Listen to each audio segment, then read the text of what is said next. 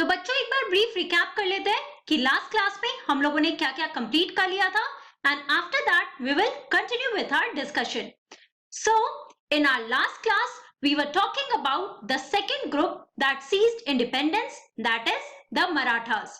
So, बच्चों जब हम लोग मराठास के बारे में पढ़ रहे थे, तो इसमें हमने देखा that major role was played by Shivaji, who fought many battles, right? और हमने देखा था that Kunbis, that is the peasant pastoralists, they formed the backbone of the Maratha army. And after the death of Shivaji, the Peshwa, that is the Chitpavan Brahmins, they claimed a higher position in the Maratha administration और उनको पेशवास कहा जाता था, that is the principal minister. और उस time पे Maratha kingdom का capital कौन सा बना था? पूना, राइट? जो हम लोगों ने मैप में भी देखा था. फिर बच्चों हम लोगों ने देखा that by 1720s the Maratha kingdom it expanded its territory in the region of Gujarat and also Malwa और धीरे धीरे वो बढ़ने लगे नॉर्थ की तरफ. So by 1737 they seized the regions of Delhi and also they expanded their territory into the regions of Bengal and Orissa, and after that they expanded their territory into the south in the region of Karnataka and also the Tamil and the Telugu regions, right? तो ये सारे important points हम लोगों ने अपने last class में cover किया था. Now let's have a look at more of the Marathas and then we will talk about our third group, that is the Jats. So basically अगर हम लोग मराठास की बात करते हैं तो यहाँ पे आप देखो कि उन्होंने बहुत सारे मिलिट्री कैंपेन्स किए थे, बहुत सारे जगह पे उन्होंने बैटल्स लड़ा और इस तरीके से उन्होंने अपने एम्पायर को एक्सपैंड किया था, right? So alongside endless military campaigns, the Marathas developed an effective administrative system as well. तो एक तरफ हम लोगों ने देखा बच्चों that under the Marathas उनका जो मिलिट्री ऑर्गेनाइजेशन था वो काफी डेवलप था और उनकी बहुत ही ह्यूज आर्मी थी. यहाँ पर जैसे आप इन पिक्चर्स में भी देख सकते हो, now this pictures they are portraying the Maratha army and also how they used to fight in the battle, right?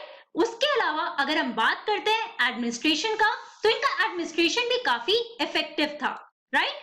Agriculture was encouraged and trade revived और मराठा किंगडम में एग्रीकल्चर काफी इंकरेज किया जाता था. जैसे आप लोगों ने चौथ और सरदेशमुखी के बारे में पढ़ा कि डेक्कन रीजन में उनको रिकॉग्नाइज किया गया था as an overlord, right? And they possessed the right to levy the chauth and the sardeshmukhi. और सरदेशमुखी और चौथ के बारे में हमने देखा था that this was the land revenue that was to be paid to the Marathas, right? So basically यहाँ पर अगर हम लोग मराठा किंगडम की बात करते हैं तो वहां पे एग्रीकल्चर को काफी इंकरेज किया गया था और इसकी वजह से आप देखो कि ट्रेड जो था, ट्रेड रूट्स भी काफी ज्यादा बढ़ गए थे. Okay, this allowed the Maratha chiefs, that is the sardars like Scindias of Gwalior, Gaekwad of Baroda and Bhosle of Nagpur the resources to raise powerful armies. अब सिंस इनका एग्रीकल्चर भी बढ़ने लगा, ट्रेड रूट्स भी बढ़ने लगे, सो देयरफॉर जितने भी मराठा चीफ्स थे या सरदार थे बच्चों, for example Scindia they were of the Gwalior region, Gaikwads were of the Baroda region and the Bhosles they were in the Nagpur region. और ये जितने भी रीजन्स की बात यहाँ पे हो रही है बच्चों, ये सारा मराठा किंगडम के अंडर था और डिफरेंट मराठा चीफ्स थे इन सारे रीजन्स में. सो बेसिकली इनको रिसोर्सेज मिलने लगे in order to raise their powerful Maratha army, right? New trade routes emerged within the areas controlled by the Marathas. अब यहाँ पर आप देखो बच्चों, जैसे हमने बड़ौदा के रीजन के बारे में पढ़ा, उसके बाद भोपाल का रीजन एंड ऑल्सो नागपुर का रीजन, राइट? सो बेसिकली ये सारे रीजन्स में आप देखो कि बहुत ह्यूज आर्मी को रेज किया जाने लगा by the Maratha chiefs. Alongside with it, what was happening? कि बहुत सारे ट्रेड रूट्स भी इमर्ज होने लगे within these areas that were controlled by the Marathas. For example ये पूरा रीजन जो आप देख रहे हो बच्चों, अगर हम बात करते हैं ट्रेड रूट्स की, तो इस रीजन से डिफरेंट अगर हम नॉर्दर्न रीजन में जाते हैं या सदर्न रीजन में जाते हैं तो बहुत सारे नए नए ट्रेड रूट्स रिवाइव होने लगे या इमर्ज करने लगे. The silk produced in the Chanderi region now found a new outlet in Poona, that was the Maratha capital. अब डिफरेंट रीजन्स में जो भी प्रोडक्ट्स उनको बनाया जाता था, सो ये सारे प्रोडक्ट्स को इस रीजन में भी बनाए जाने लगा। फॉर एग्जाम्पल, अगर हम सिल्क की बात करते हैं, that was famous of the Chanderi region, right. अब इसका एक नया आउटलेट कहां बन गया था बच्चों? The capital of the Maratha kingdom, that is Poona. और यहाँ पे आप इस मैप में देख सकते हो, this is the Poona region here, right, that was the capital of Maratha kingdom. तो यहाँ पे भी ये सारे प्रोडक्ट्स को, जो सिल्क या उसके अलावा जितने भी डिफरेंट प्रोडक्ट्स थे, उनको बनाया जाने लगा, राइट। इस तरीके से हम कह सकते हैं कि बेसिकली ये जितने भी प्रोडक्ट्स थे, इनको एक जगह से दूसरे जगह भी भेजा जाने लगा, और इसकी वजह से क्या हुआ, बहुत सारे नए ट्रेड रूट्स बनने लगे, राइट, कम्युनिकेशन बढ़ने लगा। सो these were all the changes that were happening in the Maratha kingdom here, okay. So that's all about the Maratha kingdom. अब बच्चों हम लोग अपने थर्ड ग्रुप के बारे में पढ़ने वाले हैं, that is the Jats. Now एक तरफ आप लोगों ने सिक्स के बारे में पढ़ लिया, फिर हम लोगों ने मराठास के बारे में पढ़ लिया।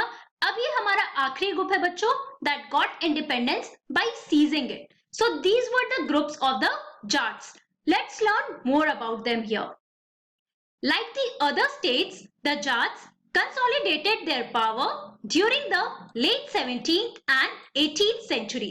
So basically अगर हम बात करते हैं 1650s के आगे की बात करते हैं, 1700 की बात करते हैं बच्चों, तो बेसिकली उस टाइम पे क्या हुआ था कि जाट्स जो थे, इनकी जो कम्युनिटी थी, they also consolidated their power.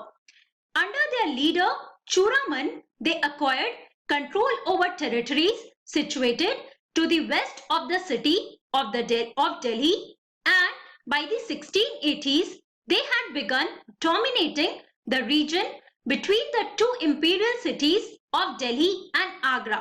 So यहाँ पर आप देखो कि इनके कौन से important leader थे? So the Jat communities had their leader, that is Churaman. And in this picture you can see this is a picture of Churaman here, जो कि Jats के leaders थे उस time पे. So they acquired control over the territories situated west of the city of Delhi, जो हम अभी map में भी देखने वाले हैं. And by 1680s they had begun to dominate the region between two imperial cities.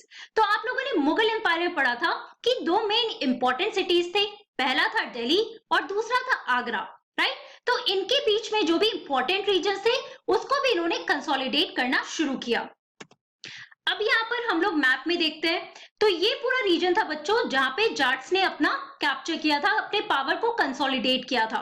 So this was near the Delhi region and also the Agra, right. Now these were the two imperial centres of the Mughal authority or the Mughal empire.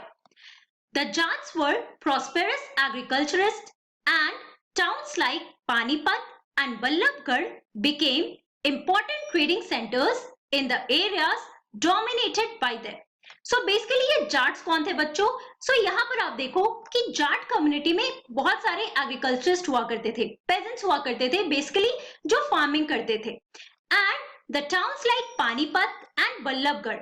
अब यहाँ पे आप map में देखो, this is Panipat और इसी के पास बल्लभगढ़ का जो रीजन है बच्चों, ये दो रीजन क्या हुआ था, they became important trading centers. And these were the regions that were dominated by the Jats. Under Surajmal, the kingdom of Bharatpur emerged as a strong state. उसके अलावा देखो दूसरे important leader जो Jats के थे, that was Surajmal. और यहाँ पर आप देखो that it was under Surajmal that the kingdom of Bharatpur it emerged as a strong state. तो ये देखो बच्चों, ये है भरतपुर का रीजन जो मैं यहाँ पे पॉइंट आउट कर रही हूँ। अब ये रीजन बहुत ही इंपॉर्टेंट और स्ट्रॉन्ग स्टेट बन गया था under Surajmal. Here you can see this is the picture of their leader, that is Surajmal. When Nadir Shah sacked Delhi in 1739, many of the city's notables took refuge there. और ये भरतपुर का ही reason था बच्चों जहां पे 1739 में जब नादिर शाह ने दिल्ली पे अटैक किया था, वहां से उन्होंने थ्रोन को चुराया था और बहुत सारे रीजन को बेसिकली वहां पे प्लंडर किया था। तो उस टाइम पे जो भी सिटी, उस सिटी में नोटेबल्स रहा करते थे, नोबल्स रहा करते थे, तो वो जाकर भरतपुर के रीजन में उन्होंने रेफ्यूज लिया था, राइट। And that is why this is an important reason for the Jats here, okay. While the Bharatpur fort was built in a fairly traditional style. At Deg, the Jats built an elaborate garden palace combining the styles seen at Amber and Agra. So यहाँ पर आप देखो बच्चों, this is the famous Bharatpur fort जो जाट्स लोगों ने मिलकर बनाया था और ये बेसिकली यहाँ पे आप देखो बहुत ही ट्रेडिशनल स्टाइल में उसको बनाया गया था, लेकिन यहाँ पे गार्डन पैलेसेस भी बनाए गए थे. That was the combined style that was seen at Amber and Agra. तो अंबर और आगरा के रीजन में जो भी स्टाइल, जो ट्रेडिशनल स्टाइल को बनाया, जिस ट्रेडिशनल स्टाइल से पैलेसेस या गार्डन्स को बनाया जाता था, उसी तरीके से आप देखो कि इलाबोरेट गार्डन पैलेस बनाया था जाट्स लोगों ने भी. So this is an important point two remember here. Apart from it, here you can see the Jat communities who had their gathering in the Bharatpur region, right? So these are some of the important points related to the Jats. तो बच्चों, आज की class में हम लोगों ने क्या पढ़ा? In today's class we discussed the remaining points of the Marathas कि किस तरीके से उनका जो एडमिनिस्ट्रेशन था वो भी काफी इफेक्टिव था और उनके रीजन में एग्रीकल्चर को एनकरेज किया जाता था और बहुत सारे नए ट्रेड रूट्स भी इमर्ज होने लगे थे. ओके, फिर हम लोगों ने जाट्स के बारे में पढ़ा कि उन्होंने किस तरीके से लेट 17th और 18th सेंचुरी में अपने पावर को कंसोलिडेट किया था between the regions of Delhi and Agra, right? So these are some of the important points that you have to keep in mind here. So बच्चों, हमारा जो ये लास्ट चैप्टर है that is chapter number 10 about the 18th century and the political formations, वो complete हो चुका है. इसमें हम लोगों ने डिफरेंट पॉलिटिकल फॉर्मेशंस के बारे में पढ़ा. फॉर एग्जांपल, सबसे पहले हम लोगों ने देखा about the emergence of new states that is Hyderabad, Bengal and Awadh. उसके बाद हम लोगों ने वतन जागिर्स और राजपूत उनके बारे में पढ़ा. And at last we discussed about the three important groups that seized independence, that is the Sikhs, the Marathas and the Jats. So बच्चों, please go through your NCERT book. जितने भी important facts हैं, जो भी मैंने discuss किया है, read your NCERT book so that your concept can get clear from that, right? और ये हमारा medieval period का जो ये पूरा topic है बच्चों, अब ये complete हो चुका है. अब जब आप अपने senior class में जाओगे, then you will continue with the modern India part here. So that's all for today. Thank you very much. Have a nice day.